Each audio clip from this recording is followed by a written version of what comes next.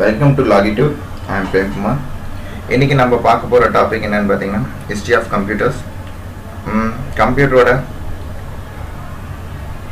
Mile stones, computer எப்படி உருவாச்சு, எப்படி வந்ததுன்றதை பற்றி தான் பார்க்க போகிறோம். கம்ப்யூட்டர் எப்படி பிறந்ததுன்னு கூட சொல்லலாம், பிறந்து வளர்ந்ததை விதம்னு சொல்லலாம். இதில் என்ன ஒரு விஷயம்னா, ஏன்ஷியன்ட் பீரியட்ஸில் கால்குலேஷன் பண்ணுறதுக்கு ஒரு டிவைஸாக தான் உருவாக்கப்பட்டது. இன்னைய பீரியடில் கம்ப்யூட்டராக உருவானது காரணம். அந்த டைமில் கம்ப்யூட்டர்ன்ற மாதிரி ஒரு எலக்ட்ரானிக் டிவைஸ் எதுக்கு தேவைப்பட்டதுன்னா கால்குலேஷன்ஸ் தான். இன்றைக்கி அந்த மாதிரி டெக்னிக்கல் ஃபீல்ட்ஸ் இல்லாததுனால அவங்களுக்கு மெயின் சோர்ஸ் மர்ச்சன்ட்ஸ்ன்றதுனால கால்குலேஷனுக்காக தான் அந்த இதை டிசைன் பண்ணணும்னு நினச்சாங்க. அந்த ஸ்டெப் வைஸில் யூசேஜ்க்கு ஏற்ற மாதிரி மாற்றி இன்றைக்கி கம்ப்யூட்டர், ஸ்மார்ட் ஃபோன்ஸ் முதல் கொண்டு எல்லாமே வந்துருச்சு. ஸோ இதோட பேஸ் பார்த்திங்கன்னா கால்குலேட்டர் தான். ஸோ கால்குலேட்டருக்கு முன்னாடி ஏன்ஷியன்ட் பீரியட்ஸில் என்ன யூஸ் பண்ணாங்க, எப்படி கால்குலேட்டர் உருவாச்சு, எப்படி கம்ப்யூட்டர் உருவானதுன்றது ஸ்லைட் மூலமா பார்ப்போம். ஃபர்ஸ்ட் பார்த்தீங்கன்னா கியூபா அப்படின்ற ஒரு இது மெத்தட் மூலியமா தான் கால்குலேஷன்ஸ் யூஸ் பண்ணாங்க. இது பார்த்தீங்கன்னா 15th செஞ்சுரியில் இருந்து 16th செஞ்சுரி வரையும் இதான் ஃபேமஸாக யூஸ் பண்ணியிருக்காங்க. கிங்டம்ஸில் கால்குலேஷனுக்கு இது பெரிய டிவைஸ் கிடையாது, இதுவும் கிடையாது. இது பார்த்தீங்கன்னா நம்ம மரத்தில் வர பிரான்ச்சஸில் கயிறை கட்டி அந்த பிரான்ச்சஸில் அந்த கயிறில் இருக்கிற நாட்ஸ் மூலியமாக அடிஷன் சப்ராக்ஷன்ஸை இம்ப்ளிமெண்ட் பண்ணுறது தான் இதோட ஒர்க். இதுக்கு முன்னாடி நிறைய விதமான இதில் பண்ணியிருக்காங்க, பட் இதுதான் பார்த்தீங்கன்னா பெருசாக யூஸ் பண்ண டிவைஸ் திங்னு சொல்லலாம். அண்ட் தென் பார்த்தீங்கன்னா அபாக்கஸ் எல்லாருக்கும் தெரிஞ்சது. பட்டன்ஸ் அந்த இதில் குச்சியில் சேர்த்துருக்கும். ஸோ இந்த ஸ்லைட் பண்ணுறது மூலிமா அடிஷன் சப்ராக்ஷனில் எந்த ஒரு விதமான இதையும் ஈஸியாக அந்த பீச் மூலியமாக பண்ணலாம். இதுதான் அபாக்கஸ். அபாக்கஸ் பார்த்தீங்கன்னா 4000 இயர்ஸ்க்கு முன்னாடியிலேருந்து இப்பயும் யூஸ் பண்ணிகிட்டு இருக்காங்க. பட் 1975ஓட அதோடைய பாப்புலாரிட்டி கம்மியாயிடுச்சு. ஏன்னா அதுக்கப்புறம் பார்த்தீங்கன்னா கம்ப்யூட்டர் சிஸ்டம்ஸ் இந்த மாதிரி நிறைய இது வந்ததுனால அபாக்கஸில் யாரும் அதிகமாக கான்சென்ட்ரேட் பண்ணலை. அண்ட் தென் பார்த்தீங்கன்னா பாஸ்கல்ஸ் கால்குலேட்டர்ஸ். இது பார்த்தீங்கன்னா பிளைஸ் பாஸ்கல்ன்ற ஒரு டிசைன் பண்ணார். இது பார்த்தீங்கன்னா ஃப்ரெஞ்ச் மேத்தமெட்டிஷியன் இவர். இது 1642ல் டிசைன் பண்ணாங்க. இந்த இடத்துல பற்றி மாதிரி இருக்காச்சு இந்த டிசைன் தான். இதில் பெரிய திங் என்னன்னு பார்த்தீங்கன்னா, இவர் சன் ஆஃப் அக்கௌண்டன்ட். இவர் ஸ்பெஷலாக இதுக்கு பண்ணீங்க ஆடிங்காக தான் இதை டிசைன் பண்ணார். அண்ட் தென் பார்த்தீங்கன்னா 1674ல் லிப்னிக்ஸ் கால்குலேட்டர்ன்றது டிசைன் பண்ணாங்க. இது டிசைன் இது ஜெர்மனியில் பண்ணவரோட பேர் கோட்ஃப்ரிட் லீபினிட்ஸ் அப்படின்றது இவரோட பேர். இவர் இந்த டிவைஸ் பெரிய இதுவாக என்ன இதுக்காக பாப்புலர் ஆச்சுன்னு பார்த்தோம்னா, இது கேப்பபிள் ஆஃப் மல்டிப்ளிகேஷனுக்கு மோர் கேப்பபிளாக வந்த ஒரு டிவைஸ் தான் இது. அண்ட் தென் பார்த்தீங்கன்னா நம்ம இது வரையும் பார்த்தீங்கன்னா இது எல்லாமே கால்குலேட்டர் பேசிஸில் வந்துருந்தது. இதுக்கப்புறம் அந்த பீரியட்லாம் பார்த்தீங்கன்னா மிஷின்ஸ் மூலியமாக டிசைன் பண்ண ஆரம்பித்தாங்க. அதில் ஃபர்ஸ்ட் பார்த்தீங்கன்னா நம்ம சார்லஸ் பப்பேஜ் எல்லாருக்கும் தெரியும், தி ஃபாதர் ஆஃப் கம்ப்யூட்டர். இவர் தான் முதல்ல கம்ப்யூட்டர் அப்படின்ற ஒரு கான்செப்டை உள்ளே கொண்டு வந்தார், டிவைஸ் அப்படின்ற கான்செப்ட். இது பார்த்தீங்கன்னா 1822ல் டிஃபரன்ஸ் இன்ஜின்றது மூலயமா நம்ம பப்பேஜ் உள்ளே வந்தார். இது calculate clockwise calculator device. இதில் வந்து கால்குலேட் பண்ணி அந்த கால்குலேஷன் காம்ப்ளெக்ஸ் இதுவோ கால்குலேட் பண்ணி அதை வந்து பிரிண்ட் பண்ணுறக்கூடிய கேப்பபிளில் இதை டிசைன் பண்ணார். அதுக்கடுத்தது பார்த்தீங்கன்னா ஹோல்ரிச் ஸ்டேபிளிங் மிஷின் வந்து டிசைன் பண்ணது பார்த்தீங்கன்னா IBM. இன்றைக்கி டாப் மோஸ்ட் கம்பெனியாக இருக்கிற இன்டர்நேஷ்னல் பிஸ்னஸ் மிஷின் அப்படின்றது தான் 1890 யூஎஸில் இது பண்ணாங்க. பட் இது வந்த டைமில் பார்த்தீங்கன்னா நம்ம யூஎஸ் சென்சஸ்லாம் வந்து செம்மையாக இது அந்த காரணம் வந்தது. இதில் முக்கியமான இன்புட் டிவைஸ் கொண்டு வந்தாங்க. இதில் இன்புட் டிவைஸ் இந்த இது தான் வந்து அட்ஜஸ்டபிள் மிஷின் சொல்லுவாங்க. இது வந்து பஞ்சிங் கார்ட்ஸை வந்து இன்புட் டிவைஸாக இதில் கொண்டு வந்தாங்க. பஞ்சிங் கார்ட்ஸை ரீட் பண்ணி அந்த ரீடிங் மூலியமாக கால்குலேட் பண்ணக்கூடிய ஒரு டிவைஸாக இருந்தது. அதுக்கப்புறம் பார்த்தீங்கன்னா 1804 ஆட்டோமேட்டிக் மிஷினை உருவாக்கின இந்த கம்ப்யூட்டர்லாம் உருவாக்குறதுக்கு முன்னாடி ஆட்டோமேட்டிக் மிஷினாக ஜாக்வார்ட்ஸ் லூம்ன்றவர் வந்து ஃப்ரெஞ்ச் வியூவர். இவர் வந்து ஃப்ரெஞ்ச் வியூவர். அவர் ஜோசப் மெரிங் ஜாக்வார்ட்ன்றது இவரோட ஃபுல் பேர். இவர் என்ன விஷயம் கொண்டு வந்தாருன்னா, நம்ம இப்போது யூஸ் பண்ணுற எலக்ட்ரானிக் மிஷின்ஸ் மூலிமா நம்ம யூஸ் பண்ணுற ட்ரெஸ்ஸஸ் வருது. பட் அப்போவே ஆட்டோமேட்டிக்காக ப்ரோக்ராம் பண்ணி அது மூலியமாகவே ட்ரெஸ்ஸு வந்து தைக்கணும். இந்த ட்ரெஸ்ஸாக துணி வந்து உருவாகணும் அப்படின்றது, ஃபேப்ரிக்ஸ் வந்து உருவாகணுன்றது தான் அவர் பண்ண டிசைன். இதோடைய கண்ட்ரோல்ஸ் எதில் வச்சுருந்தாருன்னு பார்த்தீங்கன்னா பஞ்சிங் கார்ட்ஸில் இதோட கண்ட்ரோல்ஸ் வச்சுருந்தாரு. ஸோ தட் வந்து பஞ்சிங் கார்ட்ஸோட இது மூலியமாகவே இதை வந்து கண்ட்ரோல் பண்ணிட்டு இருந்தார். இதை வந்து டிசைன் கண்டுபிடிச்சது 1804 கண்டுபிடிச்சாரு. அப்போது பார்த்தீங்கன்னா இதுதான் மோஸ்ட் இம்பார்ட்டன்ட்ன்றதும் எல்லாருக்கும் அது விசித்திரமான ஒரு விஷயமா தான் இருந்தது. அப்போது அடுத்து பார்த்தீங்கன்னா சியூஸ் C1 அப்படின்றது. இது வந்து பார்த்தீங்கன்னா ஜெர்மனில் இன்வைட் பண்ணாங்க. கொர்னாட் ஜியூஸ் இதை டிசைன் பண்ணார். இதுதான் ஃபர்ஸ்ட் ப்ரோக்ராமபிள் கால்குலேட்டர் கூட சொல்லலாம். ஆட்டோமேட்டிக்காக ஆப்ரேஷன்ஸ் பண்ணுறதுக்கு டிசைன் பண்ண ஒரு கால்குலேட்டர் இது. இது வந்து 1938 டிசைன் பண்ணாங்க. அதுக்கப்புறம் 1941 இதோட அட்வான்ஸ் வெர்ஷனாக C3 வந்தது. இம்ப்ரூவ்டு வெர்ஷன்ஸ் கூட சொல்லலாம். அதுக்கப்புறம் காம்படிஷன்ஸ் ஆரம்பிச்சிருச்சு, ஃபைட்ஸ் வந்ததுன்னு கூட சொல்லலாம். மார்க் 1 அப்படின்னு சொல்லி உடனே வந்து IBMமும் ஹார்வர்ட் யூனிவர்சிட்டி எல்லாருக்கும் மேக்ஸிமம் தெரியும். ஓகே, அவங்க ரெண்டு பேரோட பார்ட்னர்ஷிப்பில் இன்னும் ஸ்பெசிஃபிக் இதுவாக எலக்ட்ரானிக் மிஷினை ப்ரோக்ராமபிள் கால்குலேட்டராக வந்து டிசைன் பண்ணாங்க. இதில் வந்து என்ன திங் யூஸ் பண்ணாங்கன்னா ஸ்விட்சிங் டிவைஸை யூஸ் பண்ணாங்க.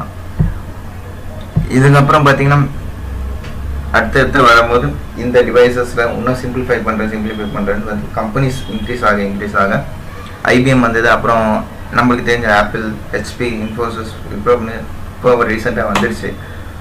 ஸோ இவங்கெல்லாம் வர ஒருத்தர் நீ ஒன்று புதுசாக கண்டுபிடிச்சேன், நான் ஒன்று புதுசாக கண்டுபிடிக்கிறேன் அப்படின்னு சொல்லி வந்தோம். அட்லாஸ்ட் நம்ம கம்ப்யூட்டராக மாறிச்சு. அப்புறம் பார்ப்போம் ஸ்டெப் பை ஸ்டெப்பில் வரும். கம்ப்யூட்டரோட ஜென்ரேஷன்ஸ்ன்னு சொல்லணும்னா மொத்தம் 4 ஜென்ரேஷன்ஸ் சொல்லலாம். ஃபஸ்ட்டு கம்ப்யூட்டர்ஸ் உருவாக்கப்பட்டது பார்த்திங்கன்னா வேக்யூம் டியூப்ஸ். இது வந்து 1950s இப்படி தான் கம்ப்யூட்டர்ஸ் உடைய ஜென்ரேஷன் இருந்துச்சு. வேக்யூம் டியூப்ஸ்ன்றது மெயினாக வந்து வெரி எக்ஸ்பென்சிவ்னு சொல்லலாம். பிகாஸ் ஆஃப் தட் எக்ஸ்பென்சிவ்னஸ்னால எலக்ட்ரிசிட்டியும் நிறைய யூஸ் ஆச்சு, ரொம்ப தேவைப்பட்டிருந்தது. அதே போல் அதை மெயின்டைன் பண்ணுறதும் ரொம்ப கஷ்டமாக இருந்ததுனால இதுக்கப்புறம் 1960s செகண்டாக ஒரு விஷயம் கொண்டு வந்தாங்க. அது என்னென்னா டிரான்சிஸ்டர். இதுதான் வேக்யூம் டியூப்ஸ். இப்படி தான் வேக்யூம் டியூப்ஸ் இருக்கும். செகண்டாக கொண்டு வந்தது டிரான்சிஸ்டர்ஸ். இந்த டிரான்சிஸ்டர்ஸ்க்கு வந்ததுக்கப்புறம் பார்த்தீங்கன்னா எக்ஸ்பென்ஸ் வந்து ரொம்ப குறைஞ்சிது. அதாவது 1956-70s அது வந்தது. எக்ஸ்பென்சஸ் ரொம்ப குறைஞ்சிது. அட் தி மீன் டைம் பார்த்தீங்கன்னா வேக்யூம் டியூப்ஸில் ஒரு விஷயம் என்னன்னா நம்மளால் வந்து கம்ப்யூட்டர் லாங்குவேஜை மட்டும்தான் இது பண்ணுமே தவிர யூசரோட லாங்குவேஜை எடுத்துக்காது. ஸோ அப்படி இருந்ததுனால இன்னும் அதை ஃபுல்ஃபில் பண்ணுறதுக்காக இதில் வந்து பிரிண்டர்ஸ், டேப் ஸ்டோரேஜ் இது எல்லாமே இதில் கொண்டு வந்தாங்க. அது மட்டும் இல்லாமல் இதில் ப்ரோக்ராமிங் லாங்குவேஜஸ் லைக் கோபால், ஃபோர்டெயின் இதெல்லாம் அந்த டைம்லேயே வந்துடுச்சு.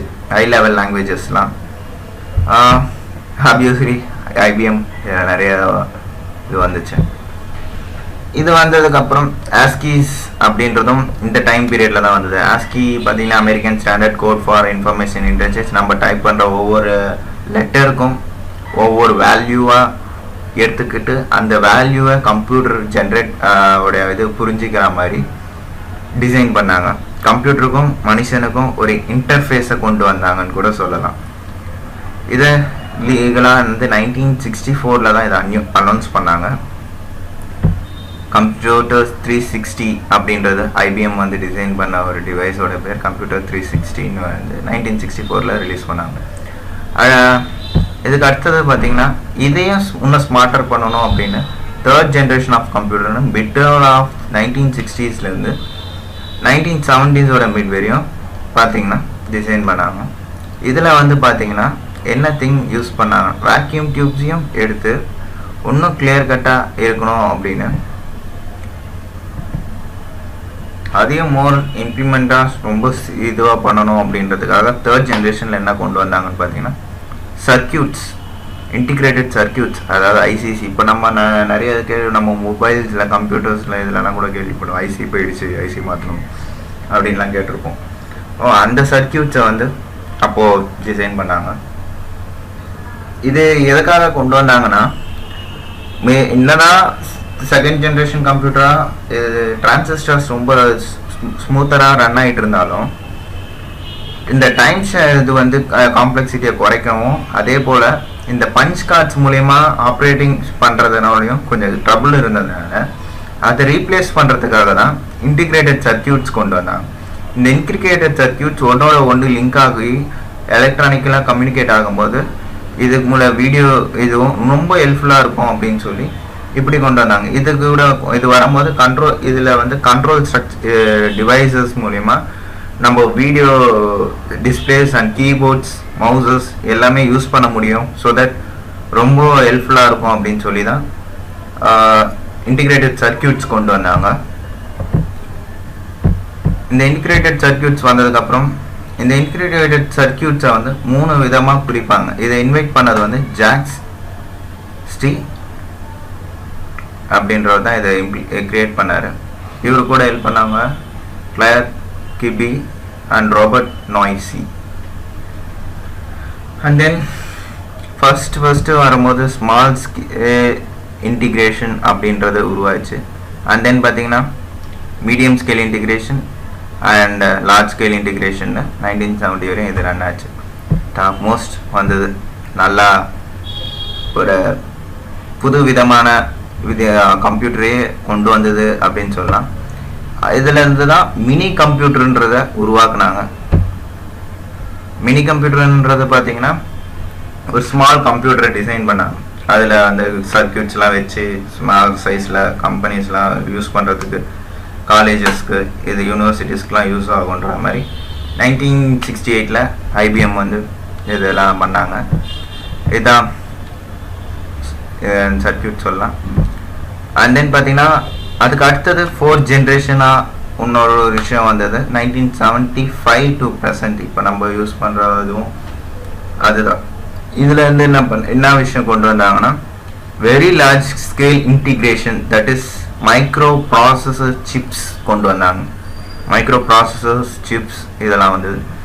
நம்ம ஆப்வியஸ்லி நம்ம யூஸ் பண்ணுற இன்டெல் சிப்பு, i7, i6 இந்த processors and then motherboard இந்த மாதிரி திங்ஸ் இதெல்லாம் வந்து சேர்ந்து ஒரு CPU சென்ட்ரல் ப்ராசஸிங் யூனிட் அப்படின்றத கொண்டு வந்தாங்க. ஸோ இந்த சென்ட்ரல் ப்ராசஸிங் யூனிட் மூலயமா எந்த ஒரு இன்புட் டிவைஸும் அவுட்புட் டிவைஸும் அட்டாச் பண்ணிக்கி ரன் பண்ண முடியும் அப்படின்றத கொண்டு வந்தாங்க. இந்த டைமில் ஸ்டீவ் ஜாப்ஸ், நம்ம பில் கேட்ஸ் இவங்கெல்லாம் வந்து அவங்களோட ஆப்ரேட்டிங் சிஸ்டம்ஸ் இதெல்லாம் வச்சு Apple 1, Apple 2 ஸ்டீவ் ஜாப்ஸும் நிறைய ஐபிஎம்மும் அவங்களோட பர்சனல் கம்ப்யூட்டர் பிசி அப்படின்றதையும் அப்படின்னு வந்தது. மைக்ரோ அதில் தான் MS DOS மூலயமா ரன் பண்ணாங்க. அந்த மைக்ரோசாஃப்ட் ஆப்ரேட்டிங் சிஸ்டமில் வந்து இந்த கம்ப்யூட்டர்ஸ் எல்லாம் ரன் பண்ண மாதிரி MS DOS கொண்டு வந்தாங்க. ஸோ பிசிஸ்க்கு சின்னதாக காம்பேக்டாக போர்ட்டபுளாக இருக்கவே நிறைய விதமாக ரன் ஆக ஆரம்பிச்சிச்சு. பிஸ்னஸ்க்கும் ரொம்ப ஹெல்ப்ஃபுல்லாக இருக்குது அப்படின்னு சொல்லி வந்தாங்க. At last micro operating system மூலயமா சிஸ்டம்ஸ் ரன் பண்ண முடியும் அப்படின்னு சொல்லி மைக்ரோசாஃப்டில் வந்து ஏகப்பட்ட அப்ளிகேஷன்ஸ்லாம் ரிலீஸ் பண்ண ஆரம்பித்தாங்க. கம்ப்யூட்டர் ஃபீல்டும் ரன் ஆக ஆரம்பிச்சது. இப்போது 10 டிகேட்ஸாக நம்ம இந்த லாஸ்ட் டிகேட்ஸாக பார்த்தோம்னா கம்ப்யூட்டர் இல்லாத வீடு இல்லை அப்படின்ற மாதிரி வர அளவுக்கு அதோட க்ரோத் இன்க்ரீஸ் ஆச்சு. ஆனால் ஃபஸ்ட்டு பார்த்தீங்கன்னா ஐபிஎம்மோட பிசி தான் ஃபர்ஸ்ட் 1981 மைக்ரோ ப்ராசஸர் சிப்பை வச்சு மைக்ரோசாஃப்டோட ஆப்ரேட்டிங் சிஸ்டமில் ரன் ஆச்சு. டைரெக்டாக ஃபீல்டில் இறங்காமல் ஆப்ரேட்டிங் சிஸ்டமில் வந்து மைக்ரோசாஃப்ட் சேஃபாக செட்டில் ஆகிடுச்சு. பட் ஆப்பிளும் ஐபிஎம்மும் வந்து செமையாக போட்டி வந்துடுது. ஆப்பிள் பார்த்தீங்கன்னா Apple 1 Apple 2 வந்துட்டு இருந்தாங்க ஸ்டீவ் ஜாப்ஸோட இது. அண்ட் இவங்க பார்த்தீங்கன்னா பிசிஸ் அப்படின்ற கான்செப்டில் வந்தாங்க with keyboard monitor floppy disk அப்படின்ற ஆப்ரேட்டிங் சிஸ்டமோடு வச்சு வரும்போது மெயின்லி பார்த்தீங்கன்னா நம்ம இப்போ இருக்கிற மாதிரி இல்லாமல் அப்போ கோடிங் மூலயமா கமாண்ட் லைனில் தான் இந்த இன்டர்ஃபேஸ் பண்ணிகிட்டு இருந்தாங்க. அட்லாஸ்ட் இப்போ பார்த்தீங்கன்னா கமாண்ட் லைன் போக GUI command line user interface விட்டு இப்போ வந்து கிராஃபிக்கல் யூசர் இன்டர்ஃபேஸ் மூலயமா நம்ம ஒரு கம்ப்யூட்டர் ரன் பண்ண ஒரு கேப்பபிலிட்டி கொண்டு வந்தாங்க. அதுக்கப்புறம் high level languages like COBOL, C, operating system, object oriented systems இதெல்லாம் வச்சு நிறைய அப்ளிகேஷன்ஸ் உருவாக்கப்பட்டுச்சு. லைக் டாக்குமெண்டேஷன்ஸ் ஏகப்பட்ட இதுக்கு அப்ளிகேஷன்ஸ் உருவாக்குனாங்க. இது வந்து பார்த்தீங்கன்னா போத் ஆஃபீஸ் யூசர்ஸ் அண்ட் ஸ்டூடெண்ட்ஸ்க்கு யூனிவர்சிட்டிஸ்க்குலாம் வந்து ரொம்ப ரீச் ஆனதுனால இது வந்து இன்னும் ஹெல்ப்ஃபுல்லான வேல கொண்டு வரணும் அப்படின்னு சொல்லி நிறைய கரெக்ஷன்ஸ் அண்ட் இதெல்லாம் பண்ணி இப்போ கரண்ட்டாக நம்ம யூஸ் பண்ணுற i7 ஜென்ரேஷன்ஸ் முதல் கொண்டு இன்டெல்லையும் நம்ம சிஸ்டம்ஸ்லாம் பார்த்தோம்னா ஏகப்பட்ட கம்பெனிஸ் வர அளவுக்கு ரீச் ஆனது பார்த்தீங்கன்னா இதுதான் ஃபர்ஸ்ட் ஸ்டெப்னு சொல்லலாம். இந்த சோர்ஸ் வரும்போது இன்டர்நேஷ்னல் இன்டர்நெட் கம்யூனிகேஷன் அந்த மாதிரி திங்ஸும் வந்தது. ஸோ லேட்டராக இதை பற்றி இன்னும் டீப்பாக பார்ப்போம். Stay tune with longitude. Share பண்ணுங்கள், உங்கள் ஃபீச்சர்ஸ் ஷேர் பண்ணுங்கள், லைக் பண்ணுங்கள், அண்ட் தென் சப்ஸ்கிரைப் பண்ணுங்கள். தேங்க்யூ.